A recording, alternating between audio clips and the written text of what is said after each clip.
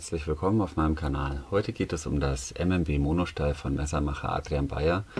Es handelt sich hier um ein vielseitiges, sehr robustes und kompaktes feststehendes Messer mit Werkzeugcharakter. Gefertigt wird das Messer im Schwarzwald und zwar in echter Handarbeit.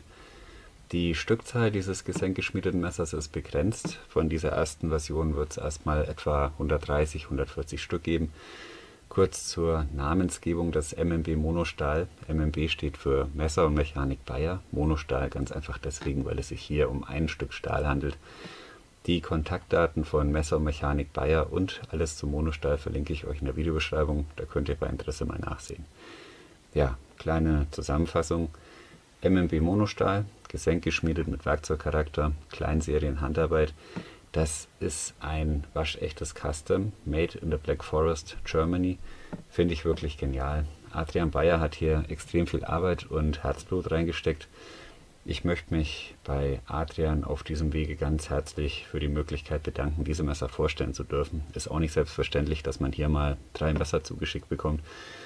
Zu Adrian sage ich dann gegen Ende des Videos noch ein paar Worte. Jetzt noch kurz zum Videoaufbau. Es wird ein paar Praxisaufnahmen geben. Ich gehe dann kurz noch auf den Herstellungsprozess und ein paar Besonderheiten des MMB Monostahl ein. Dann die Spezifikationen, die ihr auch in der Videobeschreibung findet. Und am Ende wie immer ein kleines Fazit. Jetzt geht es aber erstmal direkt los mit der Messerscheide. Das sind hier sauber verarbeitete und sehr gut angepasste Messerscheiden aus Kydex. Man hört hier dieses satte Klacken. Es klappert nichts. Das Messer sitzt hier sehr straff, das spielt sich dann mit der Zeit ein. Durch die Daumenrampe kann man das bequem ziehen. Im Bereich der Spitze wurde auch ans Drainageloch gedacht, also das passt. Gewicht im Anführungszeichen Rohzustand liegt bei etwa 22 Gramm. Natürlich sind diese Messerscheiden auch Tek-Lok kompatibel. Ein Tek-Lok oder ähnliches ist hier aber nicht im Lieferumfang enthalten. Adrian tüftelt noch im Bereich eines Befestigungssystems, da möchte ich aber jetzt nicht viel verraten, also ja, ist ein kleines Geheimnis. Zwischenfazit: Bei dieser Messerscheide passt alles, da gibt es nichts daran auszusetzen.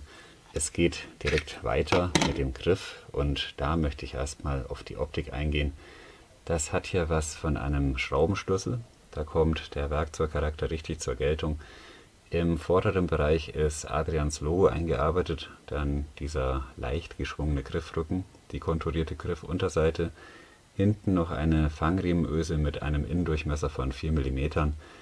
Optisch wirklich insgesamt sehr ausgewogen, gefällt mir gut. Die Grifflänge beträgt hier ziemlich genau 100 mm.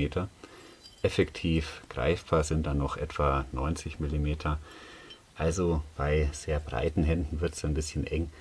Die Griffbreite liegt hier bei etwa 9 mm. Griffvolumen im vorderen Bereich sind hier 67 mm. Im mittleren und hinteren Bereich haben wir dann 60 bis 63 mm. Für ein nacktes Stück Metall ist die Handlage gut. Also da kann man so erstmal nichts sagen. Bei den Praxisaufnahmen sage ich dann noch mal ein bisschen was zur Handlage. Hier gibt es noch eine optionale Besonderheit beim Griff, darauf gehe ich dann auch noch bei den Praxisaufnahmen ein. Jetzt geht es dann aber erstmal direkt weiter mit dieser Klinge. Man sieht hier eine sehr schöne bauchige Droppoint-Klinge. Adrian bietet 2 Varianten des MMB Monostahl an. Zum einen eine satinierte, leicht aufpolierte Variante, zum anderen eine Variante mit einem Acid Stonewashed Finish. Beide Varianten finde ich sehr gelungen, da ist für jeden Geschmack was dabei. Zu den Abmessungen: Die Klingenlänge liegt hier oben bei etwa 75 mm. Durch diese Griffgestaltung liegt die effektive Klingenlänge sogar bei etwa 77 mm. Wir haben hier eine ganz kleine Schleifkarbe. Die Klingenbreite liegt hier bei etwa 4,5 mm. Klingenhöhe ca. 26-27 mm. Dazu ist das hier ein Flachschliff mit 0,4 bis 0,5 mm hinterer Schneidphase. Die Messer werden von Adrian alle handgeschliffen, da kommt es immer zu ganz leichten Abweichungen, aber das sind Top-Werte, also 0,4, 0,5 mm in der Schneidphase, da kann man sich wirklich nicht beklagen. Jetzt geht es damit raus in den Wald, mal schauen, wie sich das MMB Monostahl schlägt. Und da wird erstmal batoniert. Ja, gleich zu Beginn ein Astloch und dennoch gibt es hier kein größeres Problem. Die Klinge schafft das dann doch relativ leicht. Ja, man muss jetzt dazu sagen, dass diese Klinge vielleicht ein bisschen zu kurz ist, um zu batonieren, aber ich wollte es unbedingt ausprobieren und ich bin über die Spaltwirkung wirklich überrascht. Also das geht richtig gut. Auch beim Batonieren gegen die Faser treten keine Probleme auf. Das Messer jagt hier richtig schön durch. Ja, die Klinge macht sich bisher richtig gut.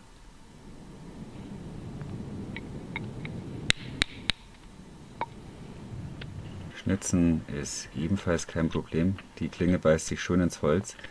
Wie vorhin erwähnt, ist die Handlage gut, aber auf Dauer wird der Griff dann doch ein bisschen unbequem.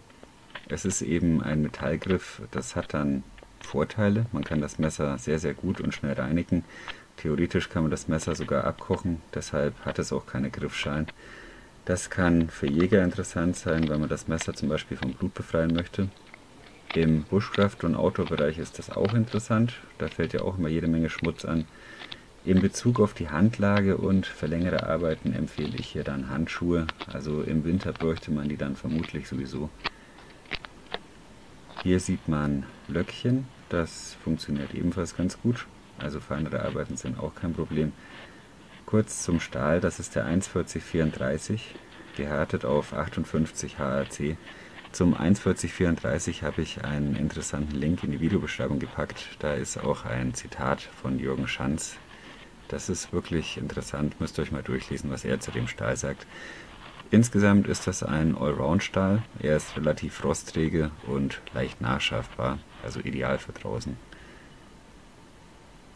Ich habe vorhin auf eine optionale Besonderheit hingewiesen. Wer möchte, kann dieses Messer mit einer Bitaufnahme bestellen. Das kann durchaus mal von Vorteil sein.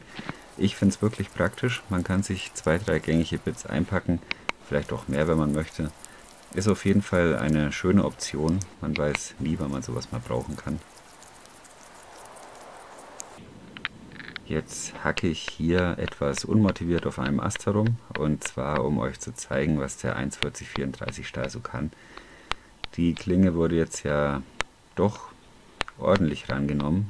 Batonieren, schnitzen und hacken. Bis jetzt gibt es hier keine Ermüdungserscheinung. Die Klinge zeigt sich unbeeindruckt. Man hat keine Schäden, keine Ausbrüche. Also da bin ich wirklich positiv überrascht. Mit dem gleichen Messer geht es jetzt in die Küche.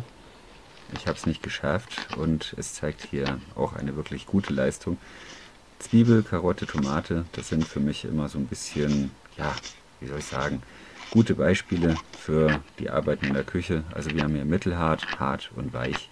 Das ist so das Spektrum, das in der Küche abgedeckt wird, und auch hier gibt es überhaupt keine Probleme. Man sieht hier auch an der Tomate, das MMB Monostahl gleitet hier richtig schön durch.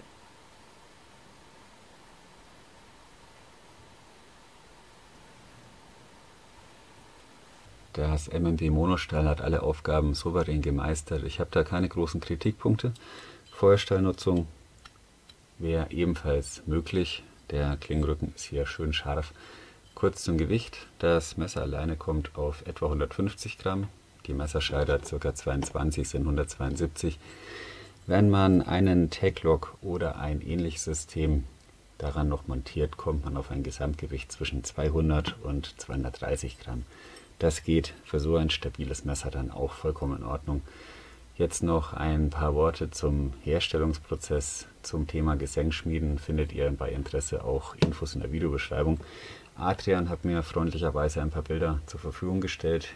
Hier sieht man die obere und untere Gesenkschmiedeform. Da wird ein Stahlrohling eingelegt und unter hohem Druck verpresst. Danach entspannt sich das Material beim Normalglühen. So sieht dann der Rohling aus, noch schön dunkel mit Zunder auf der Oberfläche. Im Anschluss wird das gesamte überflüssige Material entfernt und alles entgratet. Dann folgt das Sandstrahlen, das sieht man hier ganz gut am fertigen Griff. Ja, jetzt folgt noch der grobe Vorschliff, danach die Wärmebehandlung mit einer Härtung des 14034 auf 58 HRC. Optional ist dann noch das Erodieren der Bitaufnahme, also wer das möchte, kann das haben. Ebenfalls optional das Ätzen der Klinge samt Stonewashed Finish und nicht zu vergessen das endgültige Finish und der Feinschliff der Klinge. Ja, da steckt wirklich sehr, sehr viel Arbeit drin, bis so ein Messer dann fertig ist. Dafür hat man dann aber auch ein qualitativ sehr hochwertiges Werkzeug und alles wird komplett in Deutschland gefertigt. Ja, ich würde sagen, Zeit fürs Fazit. Mein Fazit, wie anfangs erwähnt, ist das MMW Monostahl vielseitig, robust und kompakt. Dazu ist es schön flach, es ist leicht zu reinigen und leicht nachzuschärfen. Messerstahl ist der 14034 mit 58 HAC, vakuumgehärtet mit Tiefkühlbehandlung.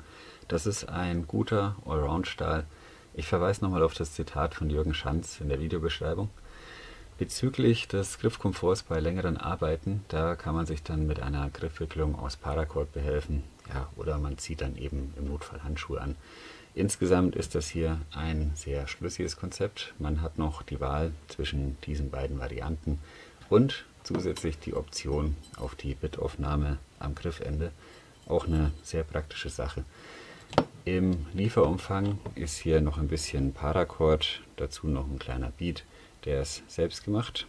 Dann hier dieser Metallring. Und dann gibt es noch eine Sache, die kann ich euch nur als Bild zeigen. Es wird eine fortlaufende Seriennummer auf die Unterseite des Griffes eingelasert. Dazu kommt dann noch ein Zertifikat. Ja, wirklich ein sehr schöner Lieferumfang, wie ich finde. Preislich liegen wir hier bei 249 Euro. Angesichts der Entwicklungsarbeit und der aufwendigen Herstellung ist das hier wirklich sehr, sehr fair und angemessen. Gut, dann wollte ich noch ein paar Worte zu Adrian sagen. Ich weiß, dass es ihm eher unangenehm ist, wenn man über ihn redet, aber ich wollte noch ein paar Sachen loswerden. Er ist wirklich ein sehr feiner Kerl. Wir hatten einen sehr guten Austausch, haben auch länger telefoniert. Da war sehr viel Korrespondenz dabei. Alles fand auf Augenhöhe statt, also wirklich ein sehr angenehmer Kontakt. Adrian hat noch sehr, sehr viele Ideen. Von ein paar Sachen weiß ich Bescheid. Da freue ich mich drauf. Wird auf jeden Fall sehr spannend. Ich hoffe, dass ich früher oder später hier nochmal ein Messer von Adrian liegen habe und dass ich es vorstellen darf. Jetzt kann ich mich erstmal nur bedanken, dass ich diese Messer vorstellen durfte. Das ist wirklich eine tolle Sache. Gut, dann war es das. Vielen Dank für eure Aufmerksamkeit. Ich wünsche euch alles Gute, bleibt gesund, bis zum nächsten Mal.